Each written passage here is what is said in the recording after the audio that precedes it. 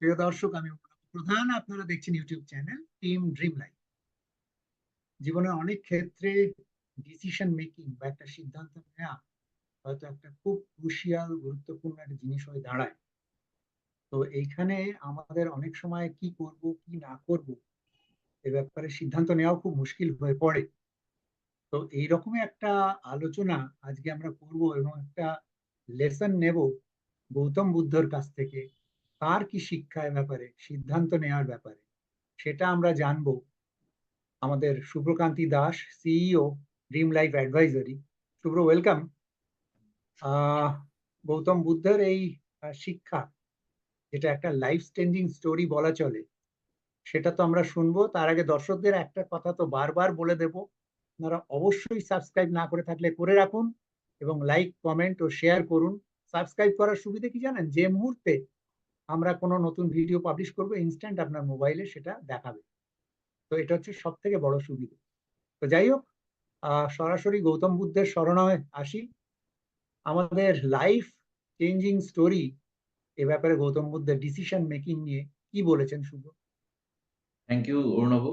Actually আমাদের আহ, এই যে ডিসকাশন প্যানেলেতে আমরা এই ধরনের ভিডিও বানাচ্ছি, তার একটাই কারণ, সেটা হচ্ছে যে এমন কিছু ঘটনা যেটা আমার মনে হচ্ছে that is related to life, এবং আমরা এরকম কিছু আমাদের জীবনে প্রতিনিয়ত ঘটে।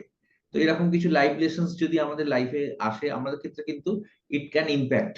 তো এটা আমাদের আজকে গৌতম বুদ্ধ তার যে সময় ছিল, তো ওনার কাছ থেকে আমরা যেটা তার বাণী ছিল, বুদ্ধং শরণং গচ্ছামি আমরা বলি। তো এখানে ক্ষেত্রে খুব সুন্দর একটা ঘটনা দিয়ে এটাকে উনি ন্যারেট করেছিলেন, যেটা আমাদের রিলেট করবো for decision making. Decision making এর জন্য যেটা হয়েছিল, তো ওনার একজন শিষ্য, তো উনি একটা গ্রামেতে একটা ইয়েতে উনি বসেছিলেন। তো ওনার বেশ কিছু শিষ্যরা আসছিল ওনার কাছে, যে ওনার সাথে দেখা করার জন্য। তো যখন আসছিল, তখন তার মধ্যে একজন শিষ্যর খুব তৃষ্ণা পেয়ে গেছে, মানে খুব জোর জল তেষ্টা পেয়েছে। তো ও আসার সময় একটা ওখানে পুষ্করিণী বা পুকুরের মতো ছিল। তো সেখানে ক্ষেত্রে এবার সেখানে তো নেমেছে, কিন্তু যখন ও নামতে যাচ্ছে তখন দেখছে যে ওখান দিয়ে এক গাদা গরু, তারপর আদার্স অন্যান্য সমস্ত প্রাণী ফানি ওই পুরো জলটার মধ্যে এমন হেঁটে যাচ্ছে যে জলটা পুরো ঘোলাটে হয়ে গেছে। তো ওর যে তেষ্টার ছিল, ও তখন রেগে মেগে সেখান থেকে বলছে, না, এই জল খাওয়া যাবে না, এই জল আমি খাবো না।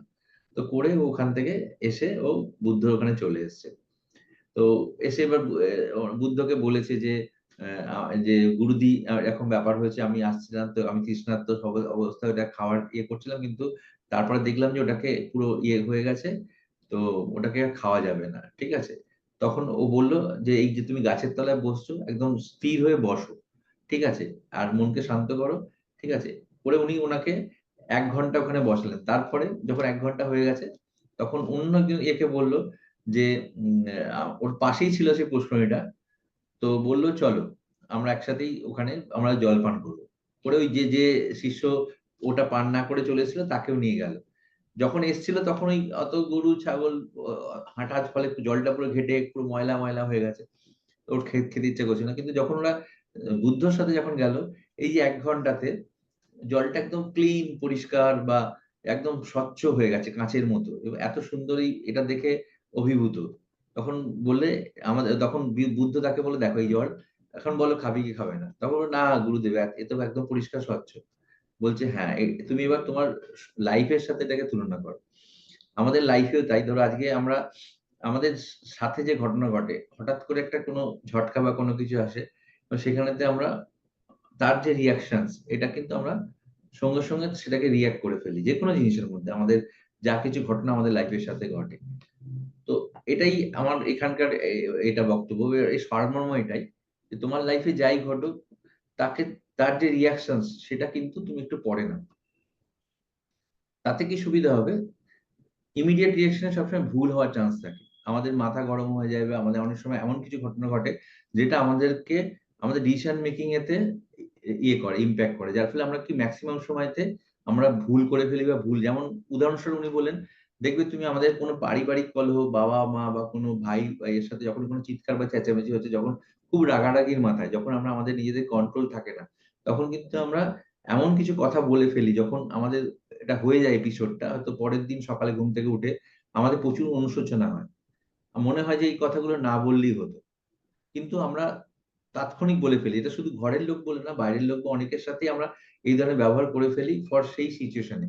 কিন্তু আমরা যদি যখনই কোনো ঘটনা ঘটছে, তখনই যদি আমরা সেটাকে রিঅ্যাক্ট না করে যদি একটু সময় নিই, একটু ব্যাপারটাকে আত্মস্থ করার চেষ্টা করি, তারপরে যদি রিঅ্যাকশনস আমাদের নিজেদের থেকে দিই, উইথ আমাদের সমস্ত কিছু ইমোশনস, উইথ আমাদের সমস্ত কিছু ভাবনা, তাহলে কিন্তু সেটা অনেক বেশি কালেক্টিভ হয় এবং অনেক বেশি যুক্তিযুক্ত হয় এবং অনেক বেশি অন্যকে হার্ট করে না।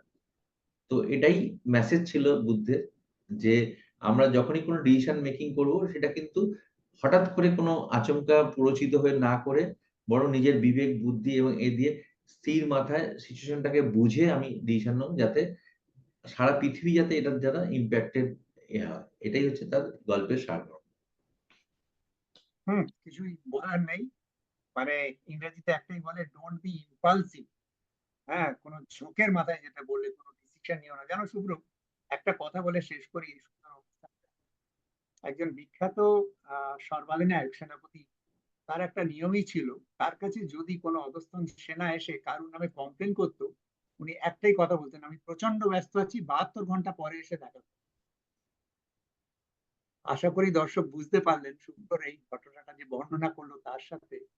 দেখুন, ঠিক সিদ্ধান্ত নিতে গেলে একটু সময় দিতে হবে, একটু মাথাটাকে ঠান্ডা করতে হবে, ঝোঁকের মাথায় কিছু না। ওয়ান্ডারফুল স্টোরি শুভ্র। আমরা নিশ্চয়ই এই ধরনের আরো অনেক অনেক ভালো ভালো গল্পের সমাহার নিয়ে আসবো। ততক্ষণ অব্দি ভালো থাকুন, সুস্থ থাকুন। আজকের মতো এই। নমস্কার।